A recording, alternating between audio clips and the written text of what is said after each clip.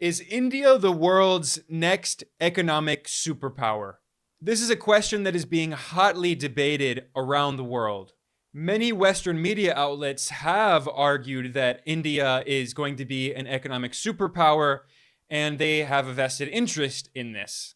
The US government has been growing closer to India, and the US has encouraged many companies that have invested in China to instead withdraw their investments and to friendshore their operations to India. And politicians in Washington have encouraged more US-Indian economic and political integration. However, this narrative is not entirely political. There are some reasons to expect that India will be incredibly important in the global economy in the decades that come. First of all, India is now the most populous country on Earth. It overtook China and has 1.4 billion people. And India's population is expected to keep growing and expected to peak in 2064 at around 1.7 billion people. So clearly, with such a massive population, India is going to be a major part of the global economy. It's also true that India already has the third biggest economy on Earth when its GDP is measured at purchasing power parity, which accounts for differences in exchange rates of currencies.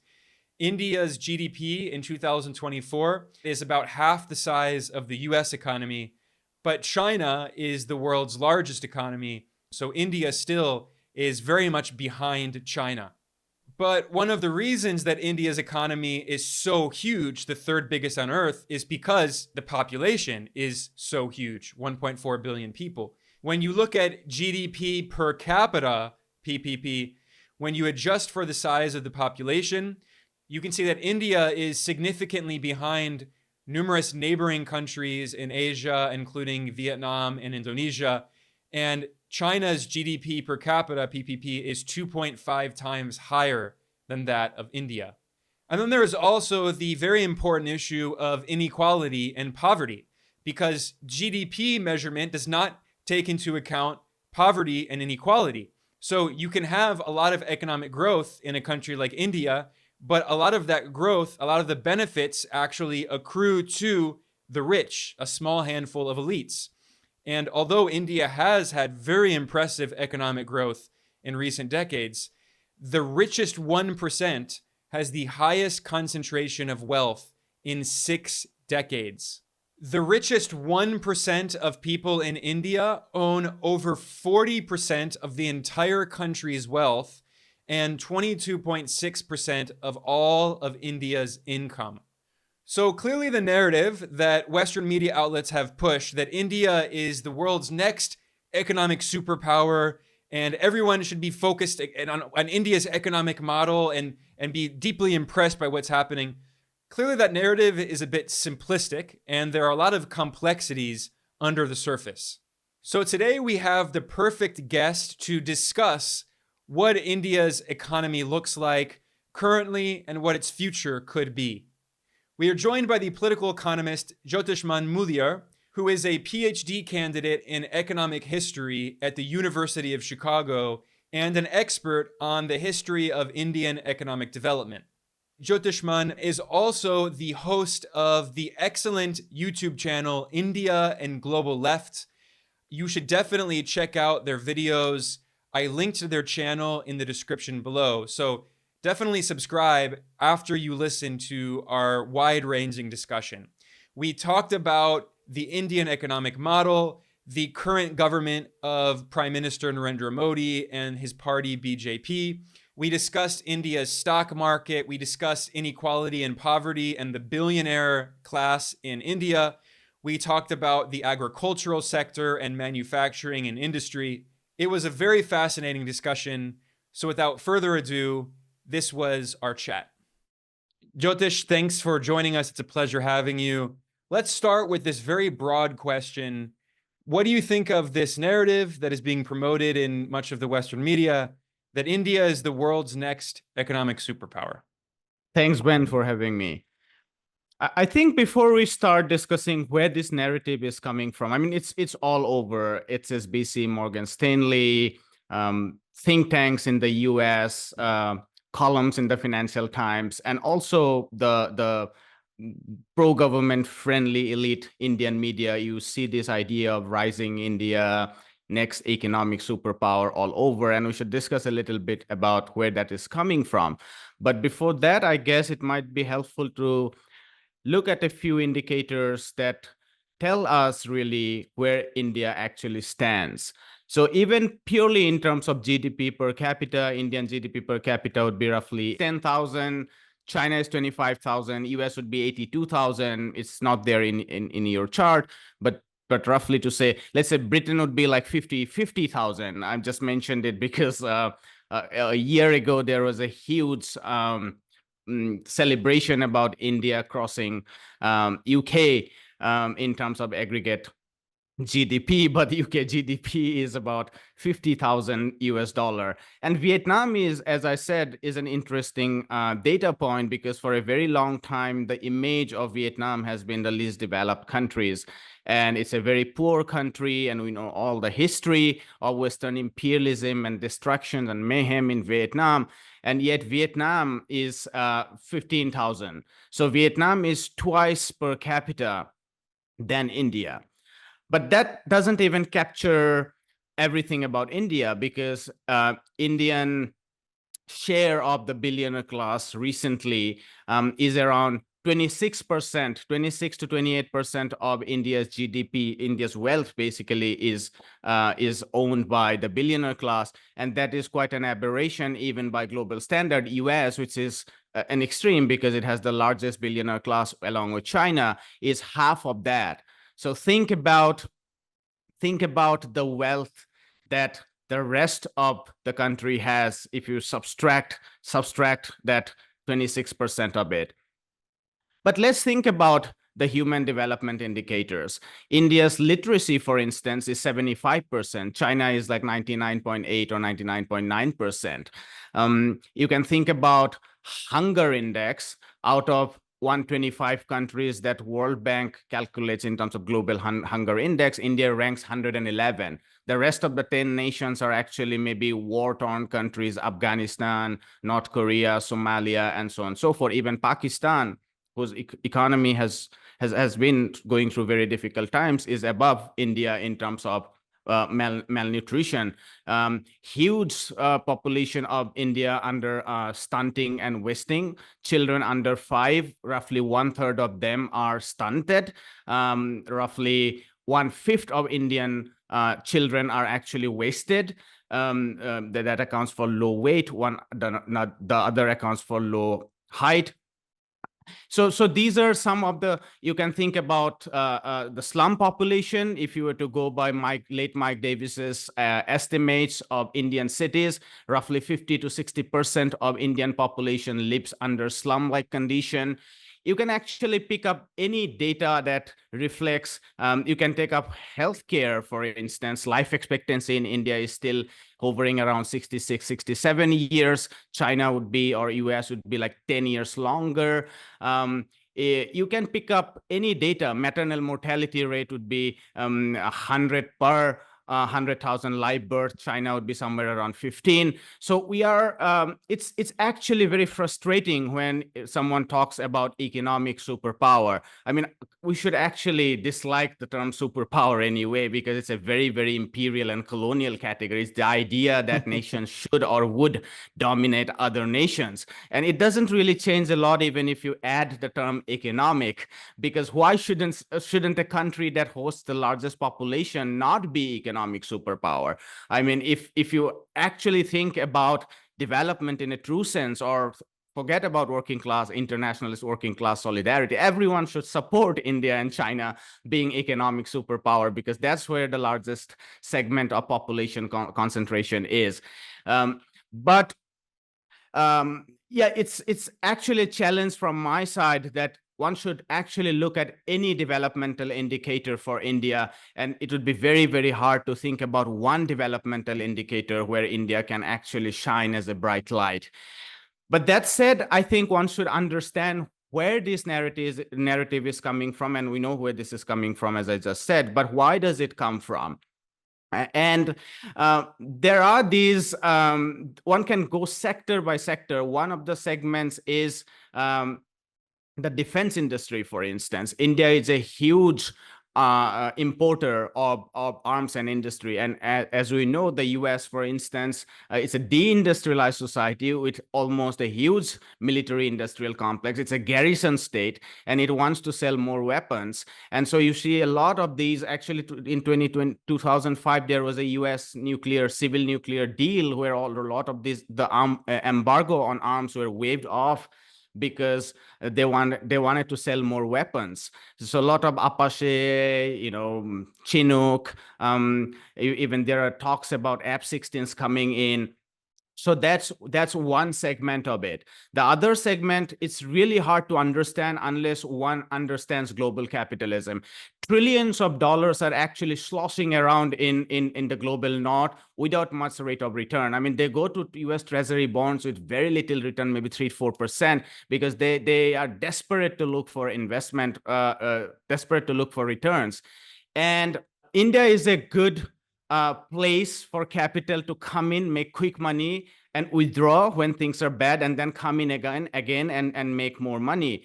And the Indian stock market is a very good example of that. I mean, 1 year annual return for the real estate sector, which is the extreme, is 75%. It's very difficult to actually imagine 75% rate of return in real estate when in the US Treasury bond you would get 3 or 4%. So that's one. But that's the most extreme. But you can look at the pharma sector, where 1 year return is like 50%. The auto industry, where it's again close to 50%. And if you look at the business-friendly media, like the Business Standard, they say, well, the financial services, the red flags that they flag are about 25%. So 25% 1 year return in Indian stock market is considered as bad at this moment. And that's the sort of historic boom in the stock market for the last 5 to 6 years, but actually it's very, very long term. It's going on since India liberalized its economy in the 1990s. So that's just the capital markets, if you like. But one can also think about manufacturing. India has a lot of cheap labor. And global capital, or any capital for that matter, has always tried to exploit cheap labor. They have done that. They have tapped cheaper labor in China, but now now real wage has risen in China comparatively. So you have much cheaper labor in India. So if you were to actually tap the Indian cheap labor, that would be a great thing. So there are huge reports about Apple as part of the larger strategy of China Plus One, which is to dive Chinese manufacturing coming to India. There are manufacturing factories already in the process of being set up in Karnataka and Tamil Nadu. At this moment, Apple doesn't employ, actually Apple employs 150,000 employees in India. Most of them are now in the service sector, the stores selling and so on and so forth, but they want to do more manufacturing. The big Chinese city, Zhengzhou, it employs like 300,000. The idea is to employ more people in India so that you can exploit cheaper labor here. The third thing I would say is global capitals and the Indian ruling elite and the upper middle classes experience with the service sector, the high-end service sector. Sometimes people forget this fact that Indian state actually invested very heavily in India's higher education. In fact, if you compare Indian and Chinese data in higher education up until the turn of this century, Indian data was very, very good. And this was the Indian state's bonanza to the upper caste, upper class, whom they actually educated for free. And this section has gained tremendously by working in service sector, whether they have gone abroad. This is, I hear these narratives in the West that Indian people do well in the US because they have a good family ethic. I mean, that's absolutely, rubbish. The fact is that Indian state has given these already privileged segments of the Indian population, which also gained during the British colonialism, a lot of dividend in terms of human capital, and so they do well. So you hear about the global capability centers. These are basically outsourcing of services, legal services, financial services, tech services, software, IT, ITES. The IT sector roughly generates 0.5 to 1% of the employment need that India has per year. If you go by IMF's own data, Geeta Gopinath, Raghuram Rajan, and others have calculated that India needs about 10 to 12, even 14 million new jobs per year. And this big ITES that is often talked about generates 0.5 to 1% of the 10 to 12 to 14 million. So those are the offices, the huge offices in Bangalore of Goldman Sachs, the big office in Bombay of JP Morgan. Says, I have been to all these offices. I have seen them from close corners. You can see the Microsoft office that has always been there in Hyderabad. Now they have built a huge Microsoft office in Delhi NCR region. So the idea is basically to tap the cheap high-end labor. So we can actually go on and on, but I think I have given you a lot to reflect on. So maybe you can pick up from there so that I can zoom in on where you like this conversation to. One final point, by the way, apart from the economy, we must understand that the idea of rising India in the West in particular, or even within India, has one more segment. It's not just the economic segment. I also didn't discuss agriculture. We can think about it later. That's one of my key interests. But the other segment that one shouldn't lose sight of is the security aspect. The West hates Asians, whether it's Chinese, whether it's Indian. The long-standing narrative about Asians is this ugly, brown or, dark-skinned people full of filth and full of, abominable cultures. And so the West really never wants an Asian friend. Why it needs India is to counterbalance China, because they can't imagine a geopolitical world where China actually can challenge Western imperialism. And so India, there is a long history of India being used as actually a sub-imperial center. Anil Sil, others have written about this during the British colonial period. India acted as a sub-imperial center. So now the time has come, after the rise of China, since the reform and opening, to try to counterbalance China, use the classic divide and rule policy. And that's where, Quad, AUKUS, and all this kind of imperial military alliance comes from. And India has long maintained kind of an equidistance from the West and erstwhile the Soviet Union. And now that is falling apart, also because of coming of the BJP RSS to power, which is this very, very right-wing extreme nationalist that wants to promote India as a hyper-nationalist power that can stand up to regional powers and so on. So both come together. Even in the economic sphere, the elite's interest and the global elite's interest come together. And in the nationalist sphere, the elite interest of promoting India as this hyper-nationalist country and the global interest of counterbalancing China, they come together. And I think that's where this overall narrative of India as the next superpower, whether it's economic or political, comes from. Yeah, thanks, Jyotish. I think that was a great overview of why this narrative can be a little problematic. Now, you did raise a point that I think is also important. I don't want to just, sit here and criticize India all day and say that everything India is doing is bad. You raise a point that, as the most populous country on earth, India should be an economic superpower, whatever that means, if we can use that term in a non-imperialist way, simply with the fact that it represents such a huge part of humanity, and people in India deserve to have a good standard of living. They deserve to have good social services and access to jobs and livable wages.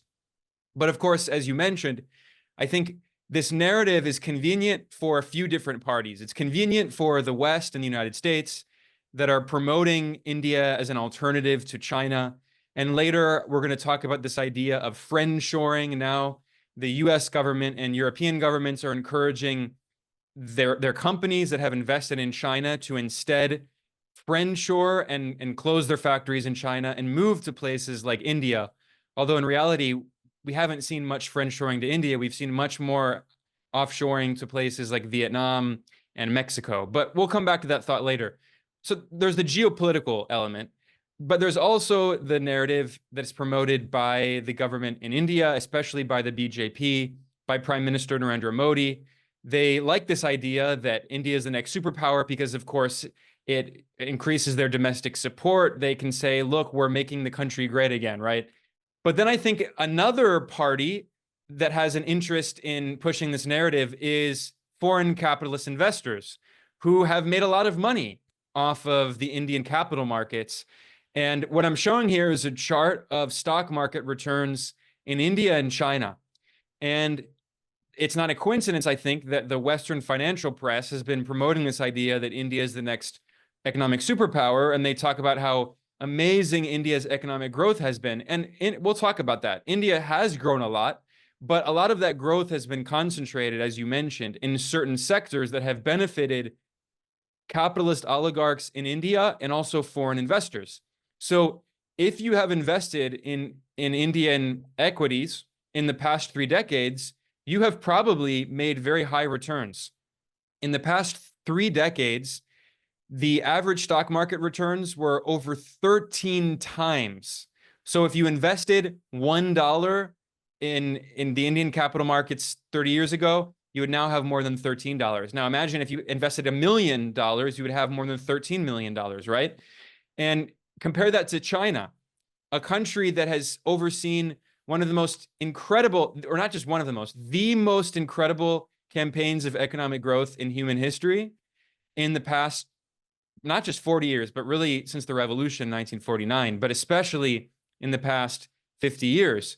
However, if you look at China's capital markets, if you had invested in China's capital markets, you actually would have lost money, whereas that your investment would have increased by 13 times in India. So again, it's pretty clear why Western investors have liked this narrative, because if they promote this narrative that India is the next economic superpower, it encourages more and more investors around the world to invest in Indian equities, which means that the value of their investments continues to go up.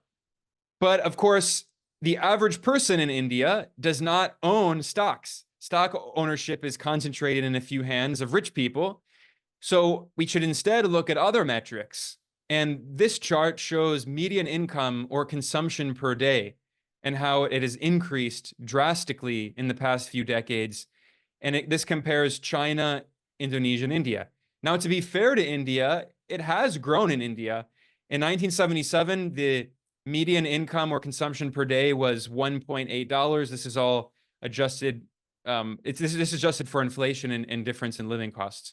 It was 1.8 US dollars per day. Today, it's almost 4, so that's doubling. I mean, that's good and a good improvement. But if you look at Indonesia, in Indonesia, it's $6 per day, whereas it used to be around $2, $1.50 per day. So that's a 4 times increase. And in China, in 1981, it was $1 per day, and now it's over $10 per day, a 10 times increase. So India has made progress, but clearly it has not made nearly as much progress as some neighbors. And yes, India does have a massive population like China of around 1.4 billion, and this is median income. So clearly with the huge rates of poverty, and it's very difficult. If you have a smaller population, it's easier to raise median income. But Indonesia is also quite a big country. It's not as big, but we've seen that they've made a lot of progress. And then to be fair, there's also criticism of simply using consumption per day income, because especially in China in the Mao era, before the reform and opening up, China offered jobs to everyone, job guarantee. There was free universal healthcare and education and everything. I mean, there still are social programs in China, but they're not as strong as they were in the Mao era. So that means that incomes have increased, but also social programs today are not as strong as they were in the Mao era. So another way to look at this over time is to look at the Human Development Index, which includes the standard of living, but also includes things like health, access to healthcare, education. And if you look in China, you can see that the Human Development Index has increased from under zero point 0.5 in 1990 to nearly 0.8 today. And India has improved, but again, I mean, if you're comparing it even to neighbors like Indonesia, Indonesia has made a little more progress, although it started at a higher level. So anyway, the point I'm getting at here, which you already acknowledged, is that just because India is seeing very high rates of growth doesn't mean that all of the benefits of that growth are accruing to the entire population. In fact, we've seen extreme inequality in India. So can you talk about how rich people in India and foreign investors have promoted this narrative? Because for them, their lives genuinely have gotten much, much better. But for many average working people, especially the poorest people in India, life has not improved in the past few decades. Yeah, so that's essentially the crux of the matter. I mean, one can also think about growth overall as well, which in itself is has been a matter of concern in India for roughly about 10 years now. But even if the growth was higher, there would have been huge concerns about how inclusive that growth in India is. I think to answer your question, the idea about the big business class or the wealthy capital elites is very, very clear.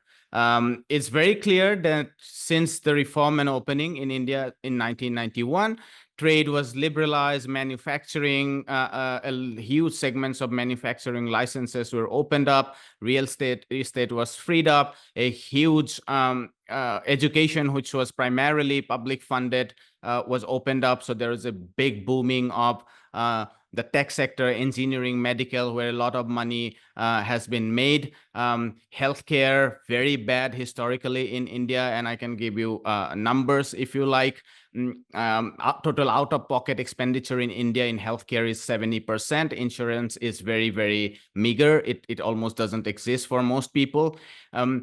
Huge return. The pharma sector is making profit at an annual return of 50%.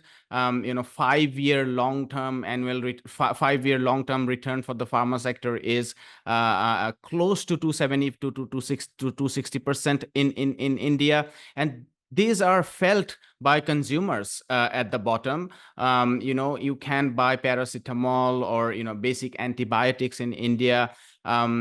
If you don't have 700 rupees in India today, 700 rupees would be 2 days daily wage income for one laborer.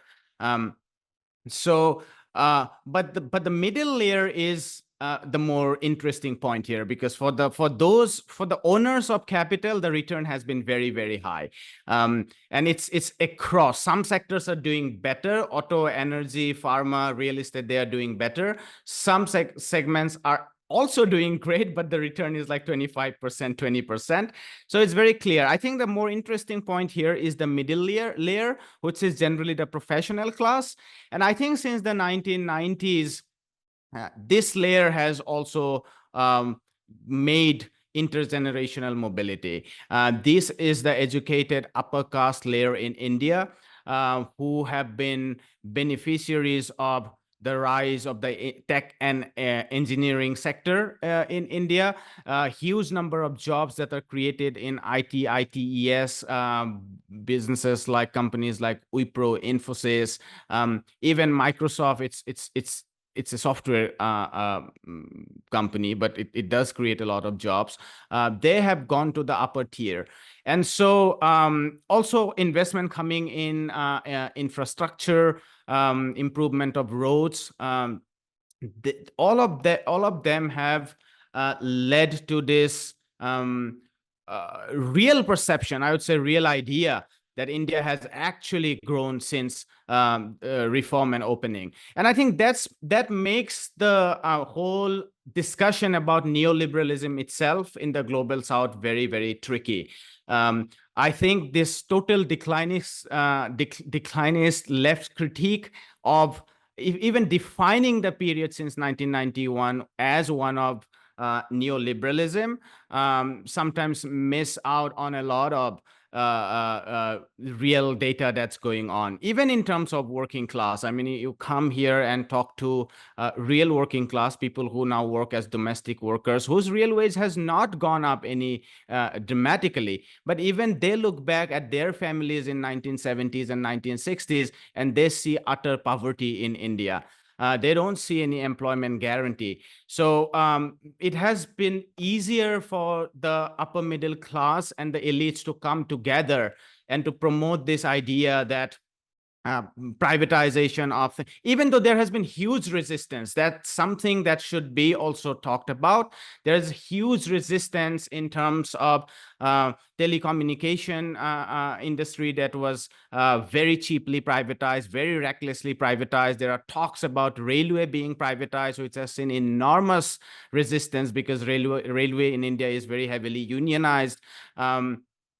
In the teaching staff, pension has been cut.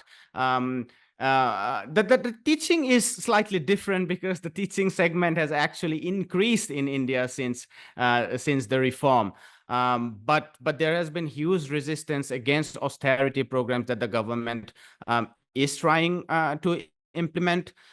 But by and large, yes, it is somewhat easier in India to promote this idea that since 1991, the economy has gained a lot, and so that's what BJP has actually latched onto. We can actually also discuss some of the recent trends, which are actually very, very negative.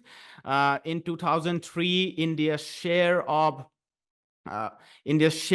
population in agriculture started to shrink for the first time, which means that the surplus population in agriculture was actually leaving. This was because of enormous expansion of construction activity and other non-farm jobs, which has recently started to decline. The new data, even from governments like the Periodic Labor Force Survey report, says that there has been an increase in rural population since COVID, and some of the things that were considered, some of those reversal of the Lewisian transition on economic terms that was initially considered temporary, but those trends have not been reversed.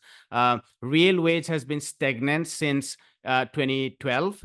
Real wage rose a lot in India by Indian standard from 2000 to 2012, because mind you, that more than a decade actually saw Indian growth at on an average of 7.8% or 7.5%, different on different estimates. Now we grew, in the last decade, we grew at like 5.8, 5.6%. This was accompanied by multiple shocks, COVID, a very stringent and reckless national lockdown, and on top of that, the demonetization and reckless implementation and of goods and services tax. The goods and services tax has had to be implemented because another point is that since 2012, we have been giving huge, I should emphasize that, huge corporate tax cuts.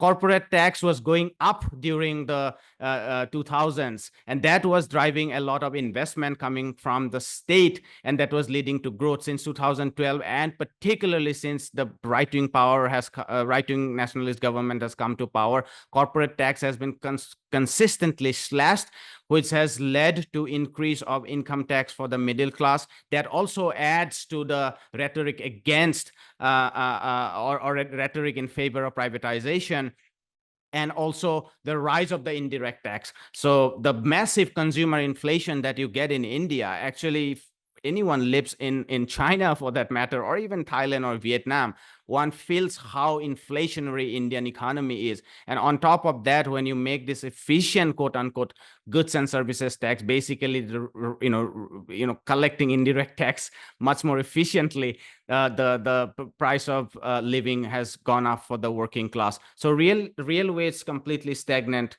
for a very long time now, maybe a decade almost, based on all indicators. Yes, I'll stop there. Yeah, Jyotish, let's talk about the Indian billionaire class. For people who follow Indian politics, or honestly, people who don't follow Indian politics, they've probably seen the wedding for the son of one of the richest billionaires in India, the Ambani family. And the estimates vary, but Bloomberg reported that his son, Ambani's son, spent 600 million US dollars on this 5-month-long wedding. And this wedding also featured an array of US celebrities. Kim Kardashian was invited. They paid millions of dollars to Rihanna to sing at his wedding. And in fact, a report that came out this year found that the wealth of the richest 1% in India is at the highest level in 6 decades. This report estimated that the richest 1% in India own 40% of the entire country's wealth, 40%, and 22.6% of the entire country's income. And there have also been scandals recently involving other billionaires, like, for instance, Adani, not to be confused with Ambani. You can talk about the difference. They're different families, even though their names are similar. And the Adani family of oligarchs, there's this short-selling firm, Hindenburg Research, which released a series of reports alleging massive fraud and corruption. And essentially, this was a huge blow to the Adani fortune. And Adani is also closely linked to Prime Minister Modi and his party BJP, and has gotten a lot of government contracts. So there are serious allegations of corruption there. So that's just a brief overview of some of the main names. Can you talk about the billionaire class in India and how it compares maybe to the billionaire class in other countries? India had about 9 billionaire in the year 2000, and it's essential to note that 2000 is already a decade into opening up, reform and opening up. And today we have about 275 billionaire, whose share of wealth, depending on various estimates, would be like a third of the country or even more, 40%. So there has been a dramatic rise of wealth of the billionaire class. One implication of that has been their importance in politics. Now you cannot win Indian elections without the blessings of the billionaire class, which might sound very familiar to those of you who are in the West. That has disproportionately shifted the balance of power away from trade unions into political parties that are basically business parties. The media has been completely corporatized, and it has become probably the most lunatic element of the Indian society, and we have no dearth of lunatic elements in our society. The Adani and Ambani actually represents what has happened in India in the last 20 to 30 years. Huge stock market boom. A lot of billionaire class wealth has come because of the unprecedented stock market boom that India has seen in the last decade, particularly in the last 5 years. I mean, the national stock exchange in India is now jostling with Shanghai and Hong Kong, some of these stock exchanges that are big because the economy is so huge. Who are these class? They are some of them are traditional investors, like the Ambani family had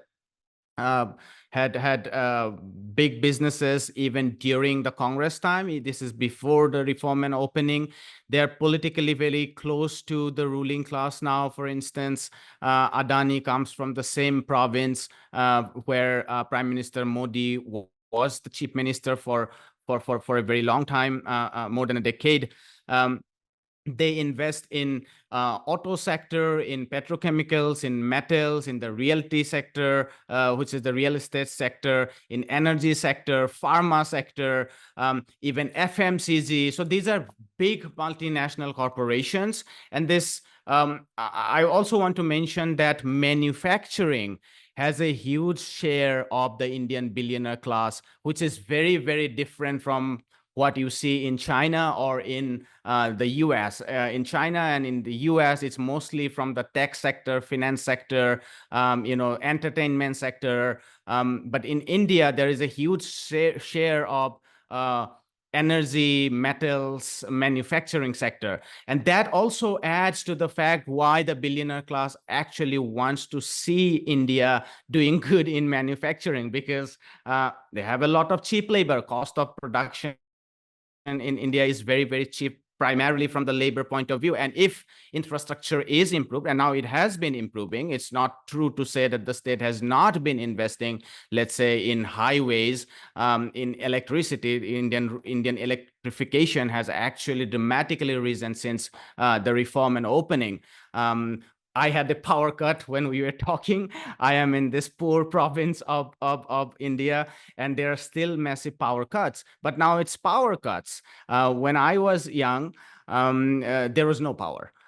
There would be power for 1 hour a day. Okay, so the state taking a lot of cost of production in terms of infrastructure, labor always being cheap, and now we also have kind of universal literacy programs, which also means that private businesses don't have to spend a lot in terms of educating its workers.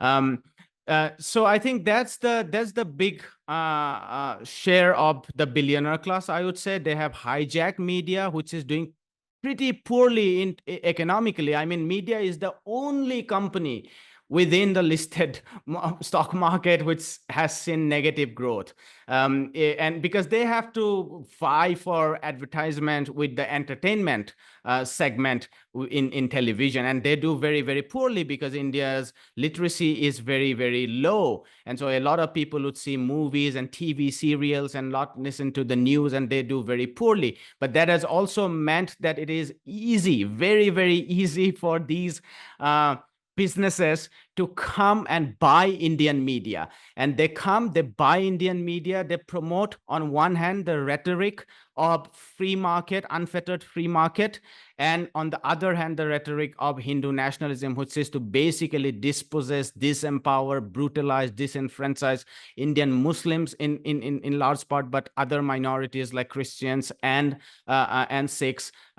So that's what essentially has been going on. We can talk about agriculture later if we get there. Yeah, I do want to talk about agriculture in a second. And I also am going to ask you about manufacturing. But first, I want to briefly address this issue of the billionaire class in India. And you mentioned, China does have a lot of billionaires, and there was a lot of inequality as China developed in the past few decades and grew very rapidly. It's true, there was a lot of inequality, and there were a lot of criticisms of the extreme wealth of the billionaire class. And what's funny is in recent years, the government has cracked down on inequality and has pursued common prosperity, which has become the main goal of the Communist Party. In 2017, in the meeting, the 19th National Congress of the Communist Party, they emphasized that the new central contradiction, the primary contradiction in Chinese society, is uneven development internally and inequality, and called for changing the primary goal from developing the productive forces and now emphasizing common prosperity. And as part of this crackdown on some of the billionaires in China, we've seen the Western media has been crying over the poor billionaires. CNBC published an article asking why China's billionaires keep disappearing. What's happening? And there have been many reports about how Chinese billionaires have seen much of their wealth decline significantly, especially because of the problems in the stock market, which we talked about earlier. If you invested in equities in China, you probably have lost money in the past few decades. Now, Jyotish, you may raise an important point. Among the billionaires in China, many of them got wealthy through technology, usually, and a few that were trying to get involved in finance, although the government controls the financial sector. All the big banks are state-owned, and most of the insurance companies and such. And in fact, that was one of the reasons that the billionaire Jack Ma got in a lot of trouble and faced repercussions from the government, because he started basically trying to create a parallel financial system through micro lending on using Alipay and using basically technology to give loans at high interest rates to poor people. And this is obviously unacceptable, and the government cracked down on that. So you raise an interesting point about how in India, one difference about many of the billionaires is some of their wealth is concentrated in the manufacturing sector. In the US, of course, there isn't that much manufacturing left since the neoliberal era. In China, what's interesting is that even though about 2/3 of GDP comes from private companies, there still are a lot of very big state-owned enterprises in China. They represent about 1/3 roughly of GDP, and in particular, concentrated in metalworking, so steel production, iron. They're concentrated in energy. State-owned enterprises own most of the construction companies that build infrastructure, and the railroads and high-speed rail. And also, of course, there are SOEs concentrated in finance and telecommunications. And so the point is that those sectors that billionaires have a lot of control over in India, especially in infrastructure, are largely state-owned in China. So my impression is that some of these billionaires in India, one of the way that they've been able to get their wealth is simply by having these kind of monopolies, especially over things like infrastructure construction, and they've gotten big contracts from the Indian government. I mean, this is, of course, nothing new to India. The US has a lot of corruption involving government contracts to industries, especially, military industrial complex companies that fund politicians, and those politicians give them contracts. That's not new, but maybe you can talk about the monopolies that some of these billionaires have formed in India and their control over infrastructure, because you mentioned that one of the biggest sources of growth in India in the past few decades has been in infrastructure, but a lot of that infrastructure has been developed not by the state necessarily, but by private companies. Yes, I must start by saying that China has a developmentalist state.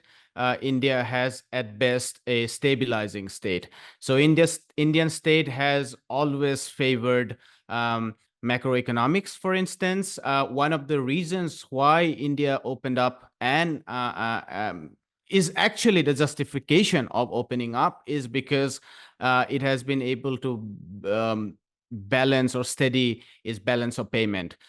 India has historically struggled to export manufacturing globally, and we can discuss that later separately if you like. But when you can't export manufacturing, or when you can't plug in yourself in the global merchandise market, and India being a big country, it needs a lot of imports. The current account remains in deficit. And one of the ways to balance that is through this short-term capital that comes in through financial institutional investors. So that's one difference. China got a lot of FDI. Indian FDI did pick up in the decade of 2000, but then it kind of stagnated, and a lot of them is now going to Vietnam, as you mentioned earlier. So China has giant state sector financial institutions. India doesn't have huge financial institutions from the state sector. India has the banking sectors, and PSU banks are doing well. Sometimes they are also indulging in investing in the billionaire classes companies. So the Hindenburg report that exposed a lot of fraud and essentially manipulating the prices of the share artificially. Our state-run banks and insurance companies invested very heavily in some of these companies that are actually controlled by the billionaire class, whose kind of representatives are Adanis and the Ambanis. So the Indian state sector, think about informality. Informality in China also rose very dramatically since the 90s, actually. But still, China, there are different estimates, but it's about 35 to 50%. In India, informality is like 90%. So people who have worked on informal sector, informal labor, they have found that India has been an extreme. The other blocks are comparable. China, Mexico, Taiwan. everywhere informality has risen since the 1990s. That's because of the trends within global economy. But India has remained an extreme in that regard. So I mean, think about infrastructure. One is railway, another is road. Railway has not been significantly privatized, even though multiple committees like the Vivek Debroy committee, which is a very key person in within Indian government, he came up with this report essentially asking India to privatize very rapidly. India hasn't privatized this bank, but Arvind Panagaria and others who were members of Niti Aayog earlier and very influential economists based on Columbia, I guess, University, they are rolling out papers that India should very rapidly privatize the State Bank of India, which is this one very, very essential banking sector that does a lot of priority sector lending, that does a lot of rural lending, lending to the MSME sector, which is the small enterprises sector, which is really very struggling the most at the moment. And they want to privatize the banking. You don't find these talks in China. There are no narratives about very quickly. I mean, they are there at the margins, but they are not mainstream. In India, these are real threats. Quickly privatizing a lot of discom industry, like in terms of the power sector, the distribution is done through private companies. The road infrastructure has been built through PPP model, but the cost of maintenance has been doled out to the private sector. And initially, a lot of people were excited about the development of roads, particularly the highways, not as much the city roads and the rural roads, but particularly the highways. But now people are seeing this insane amount of toll tax. They are coming up every 50 kilometers, sometimes even in less than 50 kilometers, and the prices are shooting up like crazy. I mean, even the Indian upper middle class who drive cars and who are actually doing very well within the neoliberal era, they are very, very concerned about rising cost of healthcare, rising cost of rent and housing in the city, and also paying taxes like the toll tax. So you were absolutely right that the Indian billionaire class is more of a monopoly, because the state doesn't have such an enormous presence. It does have some presence. It's not like that the Indian state doesn't have any presence. It still has some presence, but the balance of power between the billionaire class and the state is absolutely is going in favor of the billionaire class now. And that, I think, should be summed up by placing the centrality of the bourgeois politics, which needs money to win elections. I mean, Indian elections are now becoming more costly than the United States. I mean, it's so shocking to even think about Indian elections being costlier when India is the poorest of the world. I mean, we didn't talk about regional inequalities. I mean, the two most populous state in India, Bihar and UP, its per capita income would be about 2,500 to 3,000 on PPP terms, which puts Bihar and UP the most populous states. I mean, UP might be the 8th largest state in the world if it was an independent nation. That would come closer to the worst of the sub-Saharan economy. Not even the better off within Africa, but the worst within sub-Saharan economy, like even on PPP terms, it would be 2,500. So that's the situation in India. I do want to talk about agriculture, but before that, I want to talk about manufacturing. Earlier, we talked about how the Western financial press has been pushing this narrative that India is going to be a major superpower. The Financial Times economist Martin Wolf was a little skeptical of this narrative, although he did point out, as we both agreed, that given how big India is, it deserves to play a significant role in the global economy. And even though it has a long way to go, it has made progress. So he has this chart here that shows how plausibly India's GDP measured at purchasing power parity could match that of the US by 2050. Although even with this estimate of China's growth being relatively slow, it still is significantly higher than India. But we already talked about all of that. I don't want to focus too much on GDP anymore because, again, as we talked about, a country can have a lot of GDP growth, but if that growth is concentrated in a few sectors, in a few hands of wealthy elites, then it doesn't necessarily benefit average people. I think it's important to also look at the sectors of GDP that have been growing. And what we've actually seen in India is that it has seen a lot of economic growth in recent decades, but industry's share of India's GDP has actually declined. And this is quite surprising because usually when a low-income country is developing and going through the catch-up process, industry's share of GDP does tend to increase. We saw this drastically in the case of China in the 1970s, going into the 80s. And it was pretty, it fell a little bit, it fluctuated, but it has been falling a bit in the past decade. But that makes sense because wages in India have risen very significantly. And a lot of foreign companies that were investing in China because of low wages have instead looked in different countries because they're looking for lower wages to exploit. So it makes sense that after China, reached that moment of middle income status, now the industrial share of GDP has fallen. But what's interesting is that India's industrial share of GDP has also fallen, despite the fact that India is still much more behind China. So you can see in this chart that in 2010, manufacturing made up 17% of India's GDP. And Narendra Modi came to power in 2014, and he declared the Make in India initiative. And he pledged that in the following 10 years, that India would become a major manufacturing power. There was a slight increase in 2015 to 16% of GDP. But in the past decade, that figure has actually fallen to just 13% of GDP in India.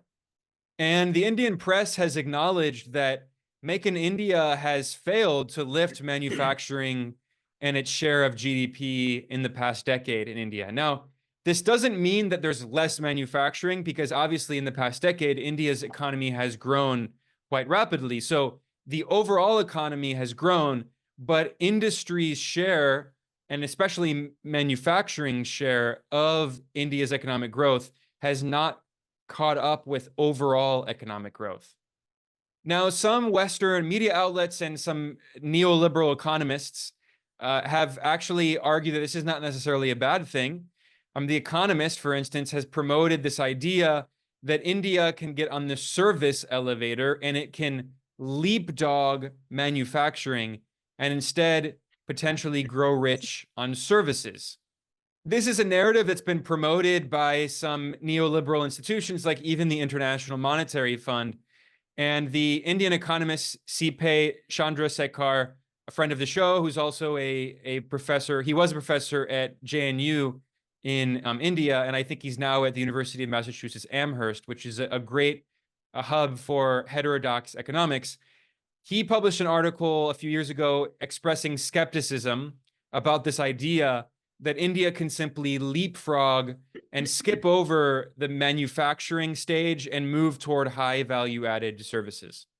So now that I've introduced that overview, what do you think about this idea that India can grow rich on services and skip the manufacturing stage that China went through and is still largely in, that South Korea went through, that Japan went through, and also even the Western industrial economies before they were industrialized? Yeah, I think this is a more complicated question than one way or another. I think it is definitely true that new areas of service sectors are now opened up, which let's say didn't exist as much in the 1980s or the 1990s.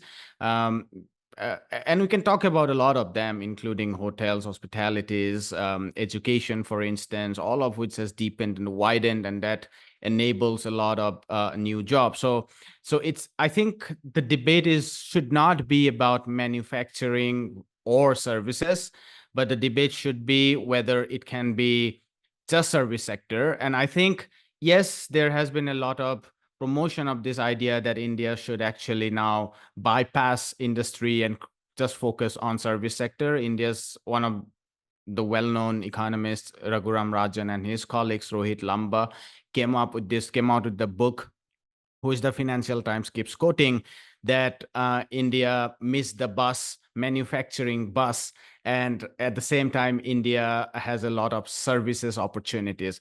It's a misleading picture, because a lot of optimism about India's services comes out of the very high-end services, financial services, ITES services offered to law firms, some translations, the global capability centers that indulges in research, development, designs.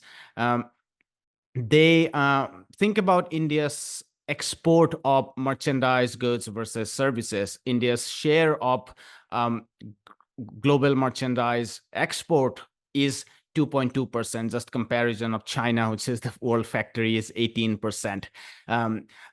In services, the figures are actually very, very close. India exports close to 5% of global services exports. China exports 6%, and US export 12 to 13%. So it is true that India has done well in exporting services and internally within the high-end services. But it has to be, the most important point is that services create fewer jobs when we are talking about the high-tech services, the high-end services. India's problem is to create relatively good jobs, but also create in huge numbers. As I said, we need like 12 to 13 million good jobs for people to come out of agriculture every year. Think about this. India's share of agriculture is 15%, and we have half of our population still locked in agriculture. China has just 1/4 of its population in agriculture. So we do have to create more non-farm jobs. If that's only service sector, then people who are coming out of agriculture, the services that they would offer is massage to Indian lower middle class, is domestic help to Indian lower middle class, is sometimes called as petty peddling, selling art and pottery or something, or working in these retail small stores in India, washing your clothes because we are not highly mechanized, driving, public transport. They don't. There is a limit to how much jobs they can create. They are not very good paying and stable jobs. So I think the solution that C.P. Chandrasekhar, Jayati Ghosh, and other offers, and I agree with that view, which is that we should, even within the service sector, we should do more state-led investment and create more healthcare jobs. I mean, think about the Indian healthcare industry. India has 1.2 numbers of doctors per 1,000. China has 3.84. And Chinese numbers are not very high, like if you compare to the West. I mean, China has what it should have as a middle income country. So there is a difference of 3 to 4 times, even with nursing. I have been to Indian state-run medical colleges multiple times. My girlfriend actually is a doctor. I often go there, and I've seen the kind of chaos because the workforce is so stressed. We need a lot of jobs in nursing. We need a lot of jobs in old care. We need a lot of jobs in state transportation. So in teaching, I think teaching staff has greatly expanded, but this has also come along with very reckless privatization of Indian education, which according to me should not be privatized at all. I mean, we can have some rural private schools in very small segment if you like, but essentially I think education should be completely state monopoly, and there you can create enormous numbers of jobs and good jobs. The telecommunication industry, which China still retains the state sector within it, India completely privatized, and there is tremendous labor cutting there. So even within the services, the low end and the middle end, if you are optimistic about that, the state should come in and try to bump up its investment, which should also create pressures on private players to not just generate investment, but also offer good wage, which is never does when the state sector withdraws from it. So to sum up, my answer is India can continue its exports of services that would give you good, foreign exchange, and also employ its already existing high educated upper middle class.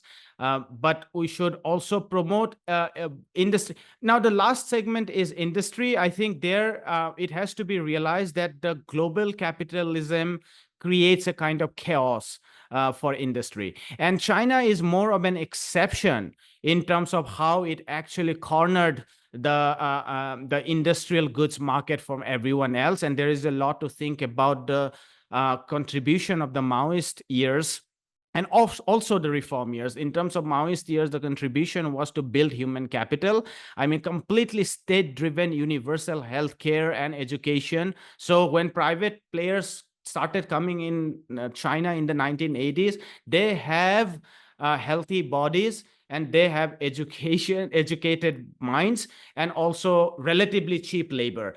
Obviously, then that was done by the reformers in China to bring in businesses, make them compete against each other, use local government to devolve, and try to also raise revenue, which was always tied to these businesses. So there was a nice kind of collaboration there that happened, and which was made possible because of the very early investments or breaking of landlordism in rural China and the early investment in human capital. India never did that.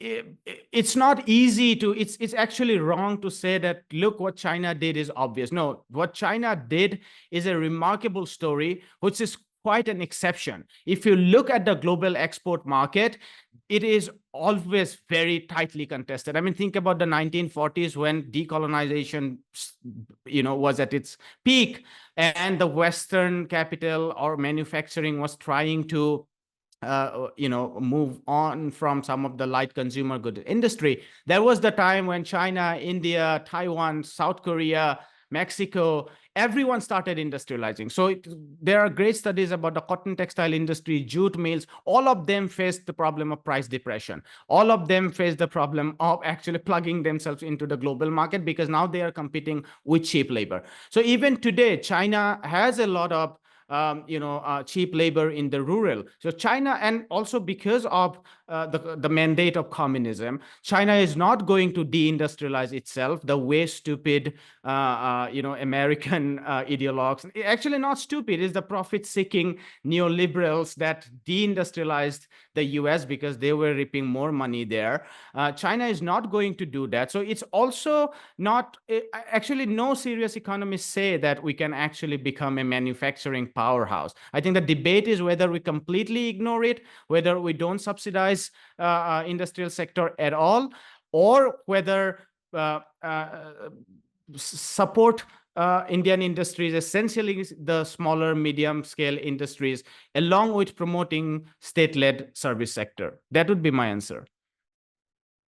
Yeah, I think you raised some very important points, especially about the role of the state in encouraging good quality service sector jobs in healthcare and education that can help, increase the living standards of people, that can, as economists would say, develop human capital, which is a very, anti-human way of describing it. But my only concern with this is that when we look at this narrative that India can drive growth through high value-added services, for me, it's not just a question of growth, right? It's also who is benefiting from those services. Because the thing is, in India, in the tech sector, and you mentioned, the financial sector and legal services, a lot of these well-paid jobs are providing services for foreign companies, especially US multinational corporations, right? So you can get a high-paying job in Bangalore working for a US bank or a European bank, or you can get a decently paid job that a lot of working class people are looking for at a call center, right? But you're providing these services for a US company, not even necessarily an Indian company.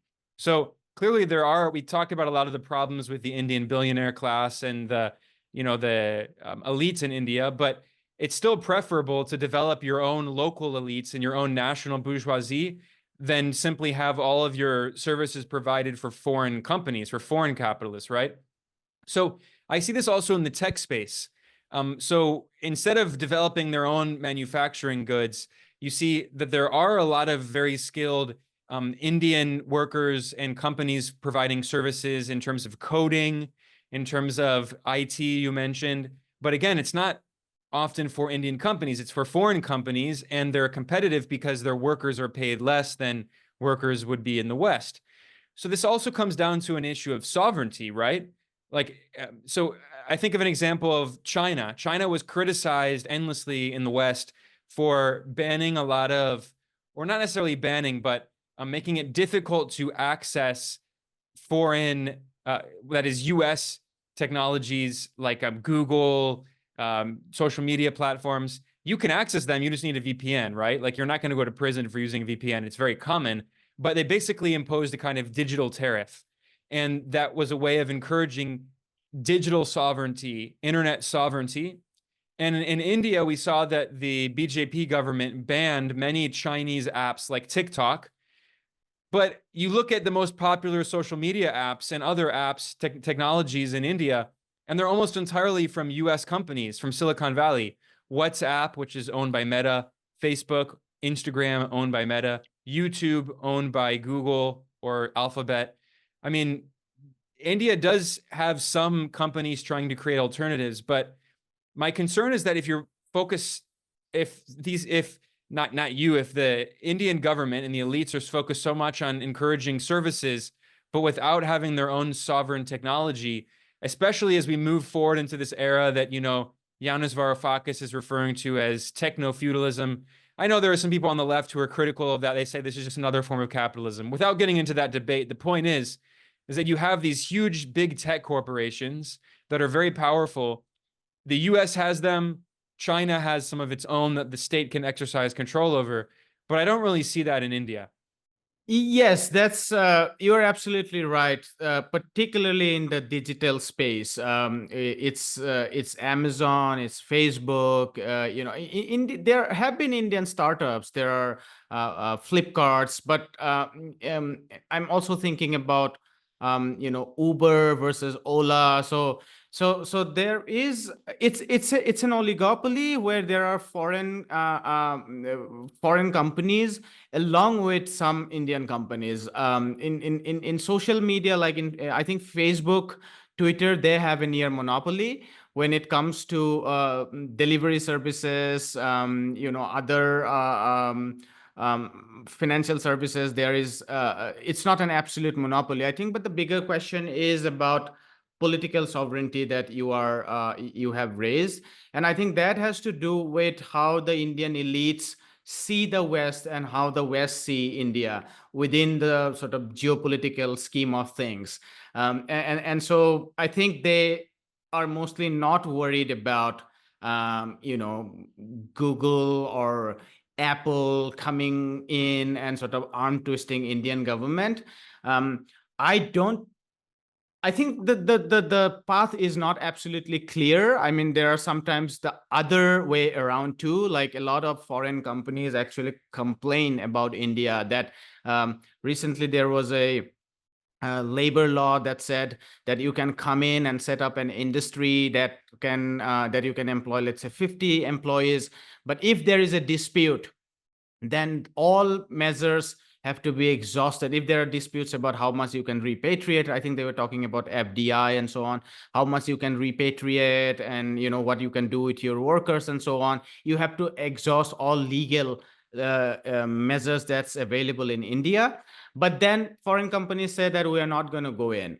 There are two alternatives. One is develop your own, but to that you have to have that kind of national market, which again doesn't happen because it's such an unequal world. I mean, think about even tradable goods and services, like 15 to 45% of the overall tradable goods and services are domestically traded in India because people don't have purchasing power. I mean, think about Indian wages. I mean, 2/3 of Indian working class earns less than 300 rupees, which should be like in dollar terms, in nominal terms, which is not accurate, might be like $3 to $4. But even within PPP terms, it might be $6 to $7.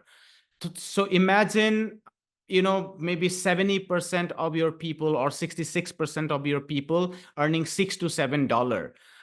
The purchasing power, so the internal market has never been able to grow because we are so unequal. The Chinese story is different. They were less unequal to begin with. China, from all sides, they were less unequal to begin with, and then they plugged themselves into manufacturing, which is tend to be much less unequal than services. Services are very, very unequal because you can be an employee of Goldman Sachs and you can be an employee at one's toilet, right? So they're very unequal. Manufacturing tend to be less unequal.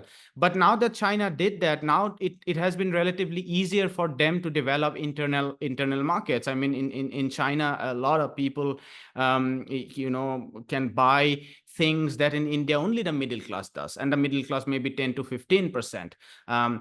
So there are these real, I would say, structural limits to how much India can develop internally. But yes, I think when it comes to multinational corporations, there has been, you are right, there has been a general ease or comfort within Indian ruling elite to invite them. Part of that also is because we have to balance our current account deficit. In fact, one of the biggest driver of reform and opening for India was how to manage the current account deficit, which always existed and India was never able to resolve. China could resolve that because they have current account surplus. They invested in people, they could create manufacturing, which they can export. And now you have a huge surplus. I mean, their worry is to manage the surplus. The rest of global South's worry is to manage the deficit. So when you don't manage the deficit, then you are even more sucked into the whims of Western creditors and investors. That is what has happened to Pakistan or Sri Lanka or Lebanon. I mean, you mentioned Argentina, for instance. When you can't manage your current account deficit and you can't build industries overnight, what India has done through its reform and opening is to balance its current account deficit by inviting this capital. India can create a situation where foreign capital would withdraw all of a sudden. Then it is doomed as well. But you are absolutely right. If this path continues, and particularly in digitech and so on, and eventually they would come in. I mean, Western universities, Ivy League universities have been talking for a long time to actually come in and set up its universities in India, and a lot of those things have taken place now, which has also coincided with destruction of universities by Indian right-wing nationalist government, because they see universities as liberal space. This is something which we are seeing in the UK, in the US, everywhere. So yes, I would say it's a tricky situation. It would be great if India can develop its own accessible and affordable. The last point I would say, there has also been a long story in India where the national bourgeoisie, the national businesses got a kind of captive market. And they were not made to compete, which was never the case in China. Even since the reform and opening, Chinese businesses were always made to compete with each other and also with foreign capital. That was the South Korean story. That was the Taiwanese story. They were forced to compete. Of course, the state created a lot of credit. The state sometimes came in and gave marketing support, branding support, state contracts and so on, but they were never given a captive market. In India, for a long time during the import substitution of ISI, import substitute industrialization path, there were captive markets for businesses, due to which businesses themselves were very, very, the return they received was very, very high, but they were unable to make them competitive. And so I think it's a difficult story, but the larger point remains from the history of Latin America, from India's own history of the colonial past. There is a great danger of not developing your alternative, the business class to foreign capital.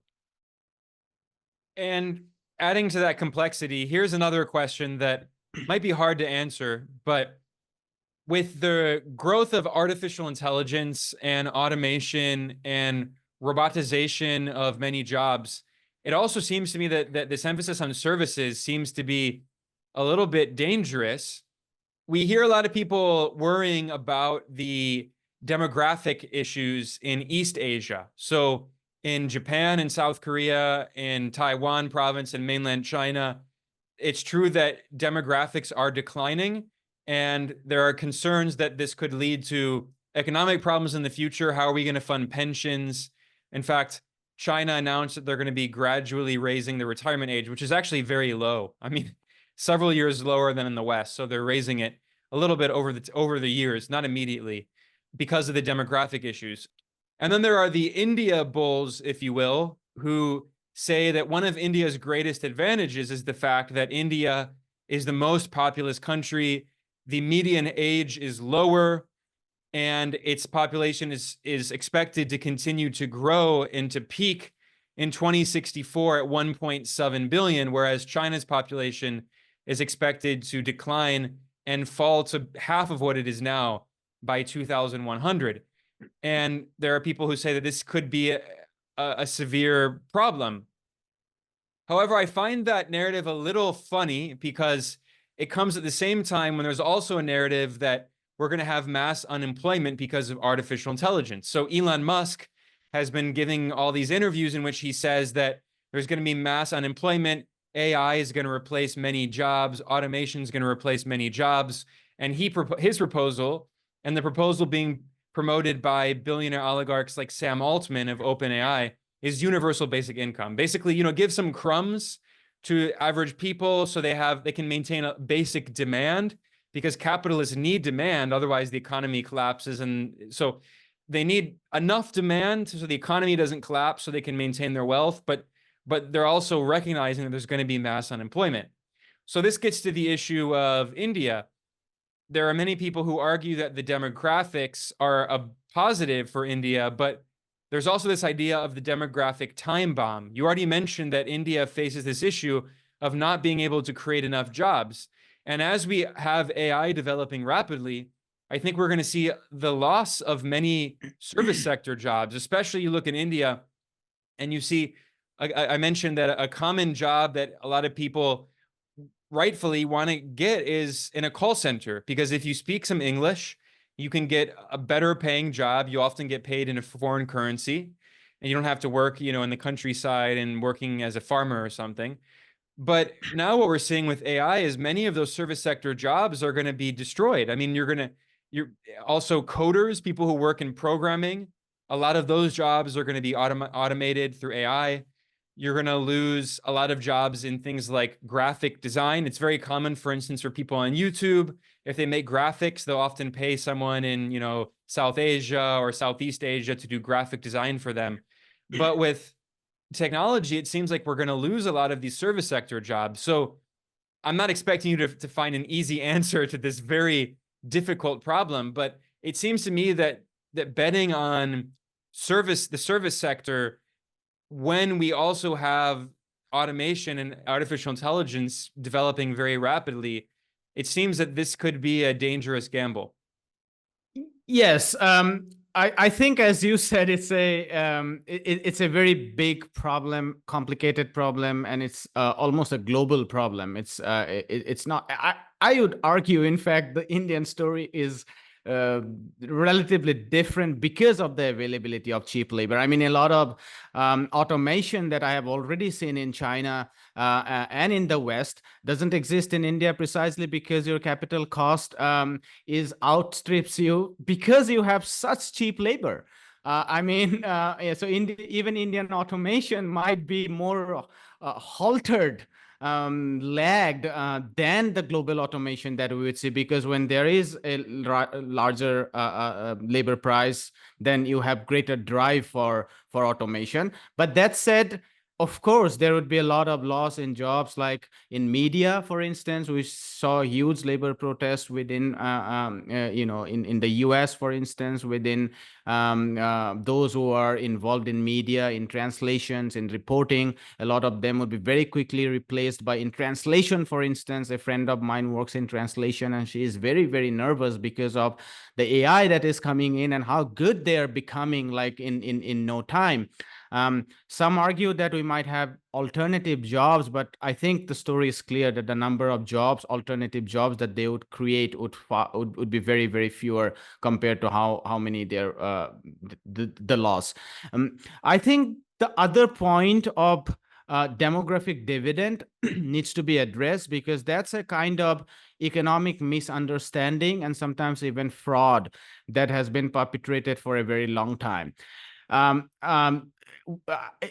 Every mainstream economists and students of economics, they repeat this very mindlessly. Surplus labor is a dividend when labor is the limiting agent. When you have capital as your limiting agent, when you have human capital as your limiting agent, then how can surplus labor be a dividend? I mean, surplus labor is the problem. You have to create value additions in other sectors so that your redundant labor, whether you call it frictional or whether you call it disguised, you can have different names and categories that we have as a student of economy. But the aggregate picture is that if you already have, if labor is not your limiting factor out of the factors of production, then you have no demographic dividend. So I think that doesn't apply to global south at large. That is so popular in the US because the US, having decimated its indigenous people and being a settler colony, and the rhetoric against immigration, against people from Latin America, they always need labor. I mean, most sane studies of US growth, even if they have to maintain 1%, their population has to rise like maybe 470 million, 500 million. Even the studies that you sent me, which predicts like Chinese population to come down to 570 million or 600 or 700, all of them assume that the US would continue to get labor. We don't need labor. We need to empower our labor, reach something near full employment. We do need capital. Our capital stock is smaller, so we do need capital. So I think that's the larger comment about demographic dividend. But you are absolutely right that artificial intelligence would create a huge crisis disruption within the labor market. And the last point I will end in by saying that it's not just economics.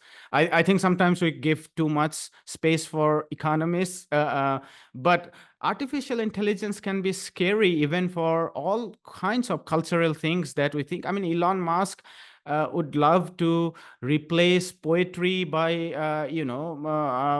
all his chaotic vision of people on Mars to colonize Mars. I mean, you haven't decolonized the Earth and you want to colonize Mars or whatever.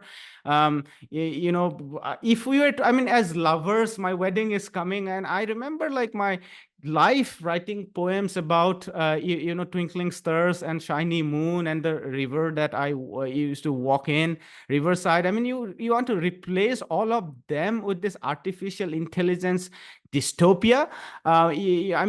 So I think, yes, as an economist, as a student of economics, I do think about the labor market disruption, but I am more scared as a human being that if we are not controlling through state sectors proper regulation, the way we have regulations in the biomedical sector, for instance, there are proper medical ethics that people have to follow. You can do cloning, for instance, and everyone agreed on that when those technologies were developed. But now with the sort of tech sector coming in, people don't talk about, I mean, actually, even some of the founding fathers of artificial intelligence now very openly write in the Financial Times about how important it is to regulate the artificial intelligence, or else we are doomed.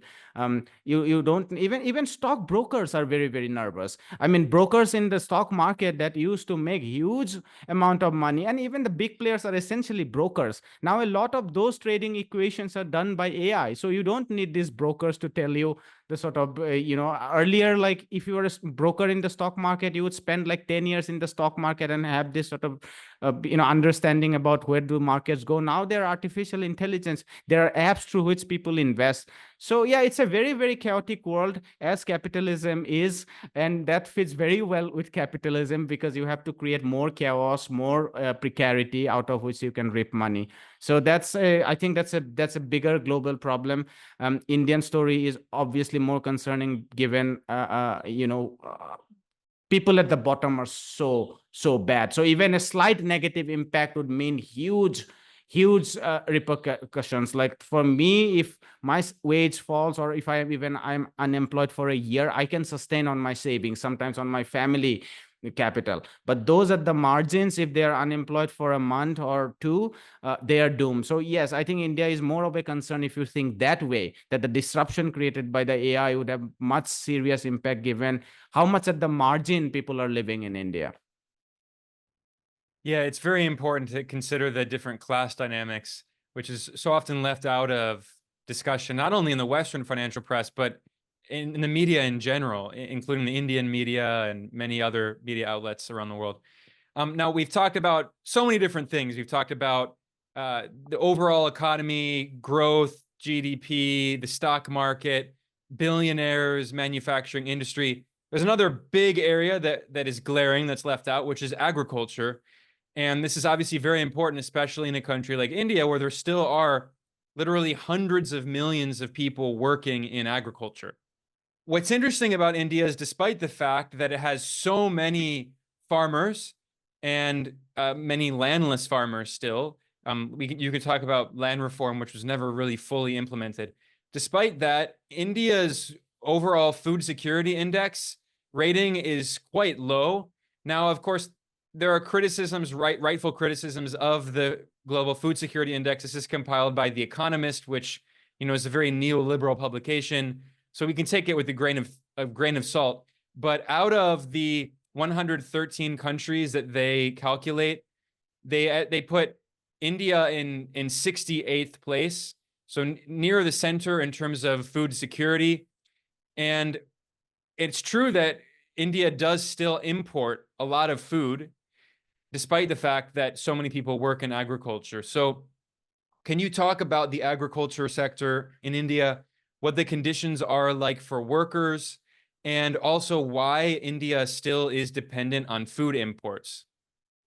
I think it is important to first note that agriculture is the sector globally which has lot out in this euphoric decades of neoliberalism. This is something that's not often talked about, and this is a global story. I don't want to discuss a lot about China today, at least, since we are focusing on India. But even the grim picture about China, some of the grim pictures, the rural has lost out big time.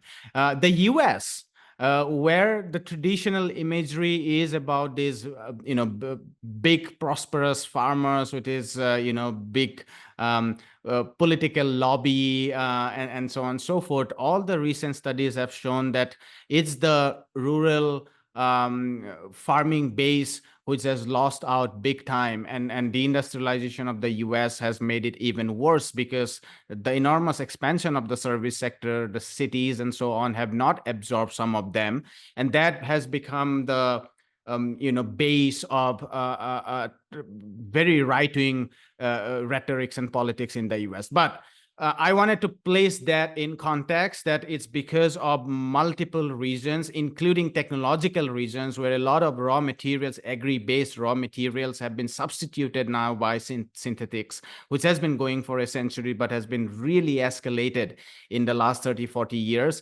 Agriculture has lost out a great deal. I think that the Indian story is very difficult. One has to begin by saying that India has as many population as China, but India is 1/3 in terms of its land. Even though in terms of arable land, the story might be slightly different because China has a lot of non-arable land. But that said, it is absolutely in no doubt that Indian per capita availability of land is one of the least, far less than even China, non-comparable to settler colonial countries like the US. So there is a real problem there. of resources of land. There is a huge segment of landless population in India. There is a long story. Let's not get into that. But it is true. Utsa Patnaik has written a great deal about the landless peasantry in India, which was never taken care of by even after decolonization. In fact, I would say some of that was escalated by methods of grain revolution, where states subsidized and poured its resources into smaller pockets of Indian agriculture. That did lead to greater and greater production, and India's reliability on outside imports in terms of food has tremendously come down. I mean, it does import a lot of oil seeds, for instance. That's very, very essential in Indian cooking. But it has achieved independence in terms of wheat, rice, and so on. I think the problem that Indian farmers are facing is huge problem of price depression. Every time there is a price rise, there is a huge urban lobby which can influence Indian politics more, and so they essentially beat back, and so there are more restrictions that are put in place in terms of exports, and they lose out the export market. So prices are not allowed to steadily rise in. Obviously, there is a real contradiction given Indian non-farm working class also is very high in the cities, and so there is a real conflict there. If you don't allow agriculture price to go up, then farm prices are depressed, and farmers they don't get the cost of input. And that's what has happened. And several committees, the MS Swaminathan committees, actually giving us details about how cost of inputs kept on rising because for big fertilizer companies, big hybrid seeds varieties controlled by companies and so on, they keep raising prices. So input prices are driven up gradually. More and more surplus production all over the globe. India unable to transfer its population to manufacturing because of its weakness. All of this leads to erosion of, or at least stagnation of farm income. For many farmers, it's an erosion. So it's a very difficult situation if you not have the back of manufacturing to improve agriculture. In fact, when Modi came to power, it was not just Make in India. The other end of that was raising farm income twice within 7 years. Now, that was obviously F-grade economics, because to double your income would be to grow at 12 to 13% compound, right? Like 12 into 7 would be 84. So compounded would be something close to 100 times, 100%. So it would be like to do twice, you have to grow agriculture by 12%. Never in human history has happened that. I mean, good agriculture year would be considered 4%, 5%. Meiji Japan, the big stories of agriculture, Norway, the heydays of US agriculture, they remained within 4%, 5%. So, but that's aside, bad economics and gimmicks aside, there is almost stagnation in terms of farm income. The farmers actually have had to struggle a lot in the recent years. A lot of your viewers might have heard about the farmers' protests, which is sometimes presented as this protest of big farmers, which is absolutely nonsense. I mean, the farmers of Punjab and Haryana obviously are better off than landless laborers coming from Bihar and UP, because their income is twice. But their monthly income is well within the median income of India. And we have already discussed how poor Indian per capita national income is. And so they raised more than a year long, in fact, 2-year long protest against, without getting into detail, let me say, against completely liberalizing the Indian farm market. Essentially, uh, beating down the Indian state markets called as the APMC markets, is ability to raise tax, because they were allowing exchanges outside these markets, which would mean that the tax base of the local state would come down, and essentially you would get a case where you would say that, look, these states are incompetent. And so agriculture also remains one bastion where capital, the business class sees as yet to be liberalized fully. There are enormous impediments in terms of land transfer. There are enormous impediments in terms of where you can sell. And so all those things are seen as impediments. But even if you can actually resolve all the problems of distribution, there is huge problem of production itself. Ecology is at its worst. Indian cities are, or even Indian countryside, there is a huge exhaustion because of how extractive agriculture itself has become, and also, population having not been transferred. So I want to emphasize that the Indian peasants have historically lost out politically. They have lost out economically. They are culturally considered very, very backward. So they have less cultural clout. And the last point is I wanted to talk about is the global commodity market. We have seen this for Africa, for instance. There are good studies from Africa where they say that what the farmers and the planters get, by planters I mean the peasants and workers who work in West Africa and so on, what they get is almost 1/10 of what the retail price that the consumers pay. Think about the prices of chocolate that you pay in an airport when you go to Switzerland, and the prices the cocoa workers that get in Ivory Coast or other parts of West Africa. That would be like, I don't know, that would be like 100 times quite easily, but on an average it's like 10 times, 12 times. And so there's a lot of traders within the commodity market in London, for instance, who has been constantly, Isabella Weber's work is very, very important here. They're constantly raising prices, which has contributed a lot to consumer price inflation. And so there is a bigger outrage about consumer prices, which also leads to sort of neglect of the farming sector, which is not just a global south problem. Now, even within France and Germany, which still has a rural base, there is a huge agitation among the farming class that we are losing out. Our expenditures are rising in education, in healthcare, everywhere, but we are not getting enough farm price. So I'm not sure how India will resolve this without manufacturing. I think India definitely need manufacturing. More states support. India also needs global, a favorable global economy, which I am not seeing in any side with the rising escalation of the tariff wars that the Western elites are thinking imposing on China. And with that, obviously, it would come on other global South countries, because that's how the WTO functions. The global South country tries to lobby as a whole, and when they are beaten back, trade situation would be very, very difficult.